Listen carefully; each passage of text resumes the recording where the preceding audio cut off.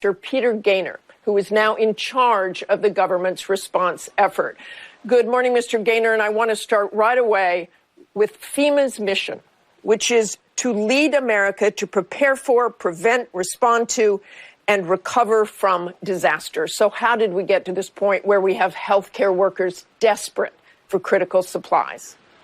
It's a great question, Martha. And, my role today is about today. It's about tomorrow, and it's about where we are in 2 weeks. My job is to bring together whole of government, whole of nation, to include our business partners to make sure that we can navigate our way out of this. And that's what we're doing every day. So when it comes to things like supplies, we are shipping supplies. We shipped yesterday. We shipped today. We're going to ship tomorrow. We're going to try to meet every need in the nation. But a word of caution.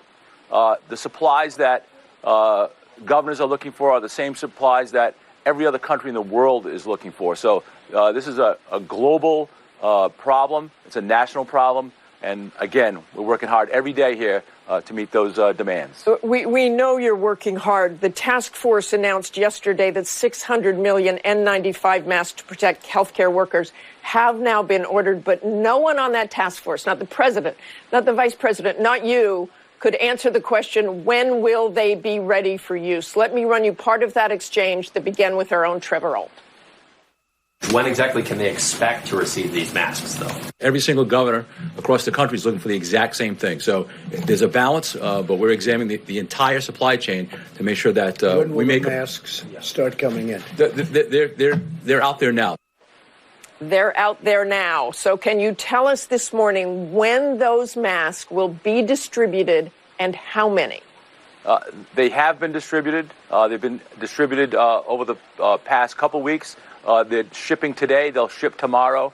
We find more and more masks to ship because we have developing great partnerships with the commercial sector out there through donations, ramping up production. So again, they have been shipping. We are trying to focus those shipments on the most critical hotspots in the country, places like New York City, Washington State, California. That is our priorities. But will the healthcare systems there be overwhelmed before masks get there? I know you've been shipping some masks, but these 600 million ordered are very important and critical at this point. Will they get them in time before the health system is overwhelmed? Again, they're shipping today. They've shipped yesterday. They'll ship tomorrow. And I think one of the things... When you say they, what do you mean? How many? Which masks? The new masks? Well, I mean, there's hundreds of thousands of millions of things that we're shipping from the stockpile. I mean, I can't give you the details about what every single state or what every single city's doing, but I'm telling you that we are shipping from our national stockpile. We're shipping from vendors. We're shipping from donations. It is happening. The demand is great. The demand from the governors is great. The demand around the world is great.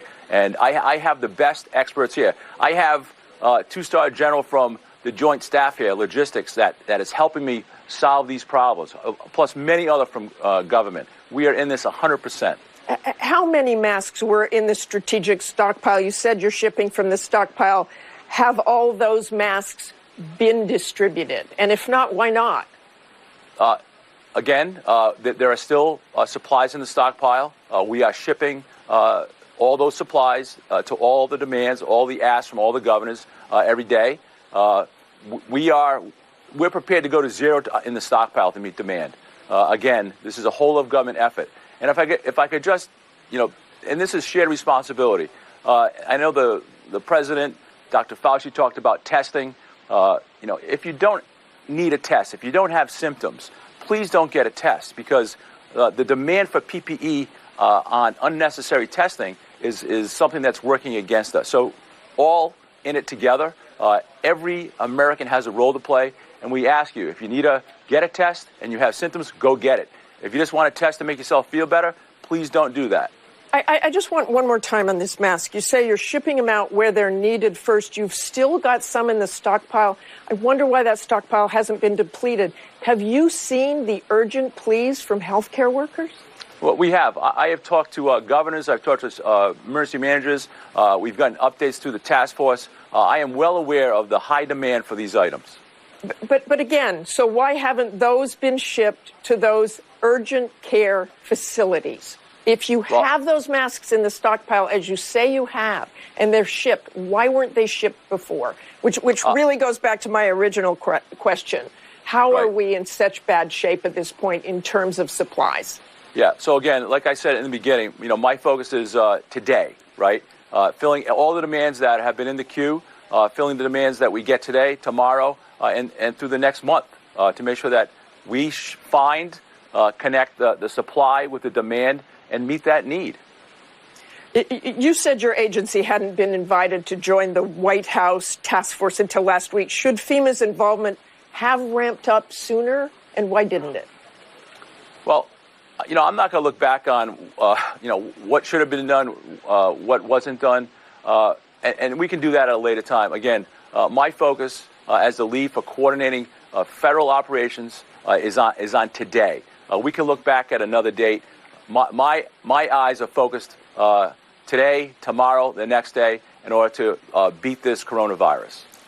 The Washington Post is reporting that the U.S. intelligence agencies were issuing ominous, classified warnings beginning in January about the global danger of coronavirus, all this while President Trump and others were downplaying the threat. The Post says that according to an official, Donald Trump may not have been expecting this, but a lot of other people in the government were. They just couldn't get him to do anything about it. The system was blinking red.